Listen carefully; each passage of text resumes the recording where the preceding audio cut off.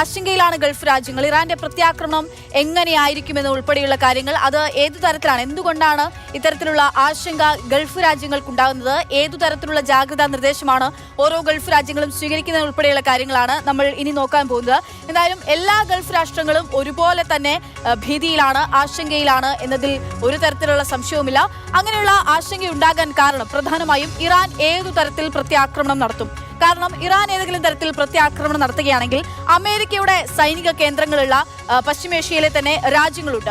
അപ്പോൾ ആ കേന്ദ്രങ്ങൾ ലക്ഷ്യം വെച്ചുകൊണ്ട് ഇറാൻ ഒരു ആക്രമണം നടത്താനുള്ള സാധ്യതയുണ്ടോ എന്നുള്ള ഒരു വലിയ ചോദ്യമുണ്ട്. അങ്ങനെയാണെങ്കിൽ അതിന്റെ വലിയ ആഘാതം ഗൾഫ് രാഷ്ട്രങ്ങൾ നേരിടേണ്ടി വരും. മറ്റൊന്ന്, ഹോർമൂസ് കടലിടുക്ക് അടയ്ക്കാൻ ഒരു പക്ഷേ ഇനി ഇറാന്റെ കയ്യിലുള്ള ഏറ്റവും വലിയ ആയുധം അല്ലെങ്കിൽ ഒരു നീക്കം ഇറാന്റെ ഭാഗത്ത് ഉണ്ടാകുന്ന ഹോർമൂസ് കടലിടുക്ക് അടയ്ക്കുന്ന ഒരു സാധ്യതയാണ്. അങ്ങനെയാണെങ്കിൽ പിന്നീട് ഉണ്ടാകുന്നത് ഇന്ധന വിലയിൽ ഉൾപ്പെടെ ഉണ്ടാകുന്ന മാറ്റങ്ങൾ, സാമ്പത്തികമായിട്ടുള്ള തകർച്ച വലിയ രീതിയിലുള്ള പ്രത്യാഘാതം ഉണ്ടാക്കുന്നതിൽ സംശയമില്ല. മറ്റൊന്ന്, ഈ ആണവ വികിരണങ്ങൾ ഏതെങ്കിലും തരത്തിൽ ഇറാനിൽ ആണവ കേന്ദ്രങ്ങൾക്ക് നേരെയാണ് നിലവിലിപ്പോൾ ആക്രമണം ഉണ്ടായിരിക്കുന്നത്. അപ്പോൾ ഈ ആണവ വികിരണങ്ങൾ ഏതെങ്കിലും തരത്തിൽ ഈ രാജ്യങ്ങളിലേക്ക് വന്നു പതിക്കാനുള്ള സാധ്യതയുണ്ടോ? അങ്ങനെ വന്നു പതിച്ചാൽ അതിനെ തുടർന്നുണ്ടാകുന്ന പ്രത്യാഘാതങ്ങളും വലിയ രീതിയിൽ തന്നെ ബാധിക്കുമെന്നുള്ളതാണ് ഗൾഫ് രാഷ്ട്രങ്ങളെ സംബന്ധിച്ചിടത്തോളം മറ്റൊരു പ്രധാനമായിട്ടുള്ള ആശങ്ക എന്ന് പറയുന്നത്. ഇനി നമ്മൾ നേരത്തെ സൂചിപ്പിച്ചു അമേരിക്കയുടെ സൈനിക കേന്ദ്രങ്ങളെ പറ്റി.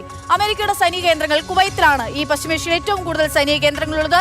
അത് 5 സൈനിക കേന്ദ്രങ്ങളാണ്. ആകെ Bahrain, Oman, UAE, Qatar, Iraq തുടങ്ങിയിട്ടുള്ള രാജ്യങ്ങളിലൊക്കെ ആയിട്ട് 19 സൈനിക കേന്ദ്രങ്ങളാണ് ഈ പ്രദേശങ്ങളിലായി പല കാലങ്ങളിലായിട്ട് അമേരിക്ക അവിടെയൊക്കെ സ്ഥാപിച്ചിരിക്കുന്നത് എന്നുള്ളതാണ്. ഇനി ഇതിനെ തുടർന്ന് നിലവിലത്തെ ഒരു സാഹചര്യത്തെ തുടർന്ന് ബഹ്റൈനിലൊക്കെ 19,000 വരുന്ന സൈനിക ശേഷിയുണ്ട്. അത് നാവികസേനയുണ്ട്, കരസേനയുണ്ട്, വ്യോമസേനയൊക്കെ ഇതിന്റെ ഭാഗമാകുന്നുണ്ട്. അപ്പോൾ ആ തരത്തിലുള്ള ജാഗ്രതാ നിർദ്ദേശങ്ങൾ അവർ സ്വീകരിക്കുകയാണ്. ബഹ്റൈനിൽ നിലവിൽ തന്നെ വർക്ക് ഫ്രം ഹോം എന്നുള്ള രീതിയിലേക്കുള്ള ഒരു മാറ്റം സ്വീകരിച്ചിരിക്കുകയാണ് എല്ലാ സ്ഥാപനങ്ങളിലും. ഒപ്പം വിദ്യാഭ്യാസ സ്ഥാപനങ്ങൾ പ്രവർത്തിക്കുന്നത് ഓൺലൈനിലേക്ക് മാറ്റിയിരിക്കുന്നു. വ്യോമഗതാഗതം താറുമാറാകുന്ന ഒരു സാഹചര്യമുണ്ട്. അത് കഴിഞ്ഞ് കുറച്ച് ദിവസങ്ങളായി ഇത്തരത്തിൽ തന്നെയാണ്. വ്യോമഗതാഗതം താറുമാറാണെന്നുള്ളത് മാത്രമല്ല, ഏതെങ്കിലും തരത്തിൽ ഈ ടിക്കറ്റ് ബുക്ക് ചെയ്യുകയോ അല്ലെങ്കിൽ ഈ സഞ്ചാരത്തിനിടയിൽ എന്തെങ്കിലും സംഭവിക്കുകയോ ചെയ്താൽ ഇൻഷുറൻസ് ലഭ്യമാകില്ല എന്നുള്ളൊരു വലിയ പ്രശ്നമായി തന്നെ അവരെ നേരിടുന്നുണ്ട്. അപ്പോൾ പ്രത്യേകിച്ച് എയർലൈൻസുകൾ കേന്ദ്രീകരിച്ച് യാത്ര ചെയ്യണമെന്നുള്ള ഒരു നിർദ്ദേശം നൽകിയിട്ടുണ്ട്. ഒപ്പം തന്നെ എയർലൈൻസുകളെ ആശ്രയിക്കണം എന്നുള്ളതാണ് ഈ രാജ്യങ്ങളൊക്കെയും അധികൃതർ ജനങ്ങൾക്ക് നൽകിയിരിക്കുന്ന ഒരു പ്രധാന നിർദ്ദേശം എന്ന് പറയുന്നത്.